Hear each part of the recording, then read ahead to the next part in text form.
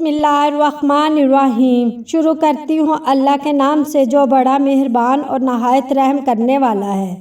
حضرت عدی بن حاتم رضی اللہ تعالیٰ عنہ بیان کرتے ہیں، رسول اللہ صلی اللہ علیہ وآلہ وسلم نے فرمایا، تم میں سے ہر ایک کے ساتھ اس کا رب کلام فرمائے گا، اس کے اور اس بندے کے درمیان کوئی ترجمان ہوگا نہ کوئی حجاب ہوگا جو اس سے چھپا سکے۔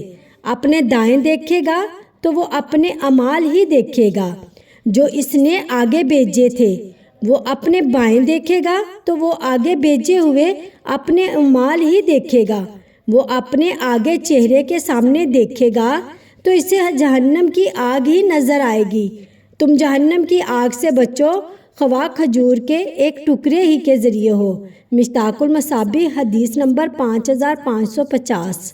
حضرت ابو ہریرہ رضی اللہ تعالیٰ عنہ بیان کرتے ہیں، رسول اللہ صلی اللہ علیہ وآلہ وسلم نے فرمایا، کیسرا ہلاک ہو جائے گا اور اس کے بعد کوئی کیسرا نہیں ہوگا۔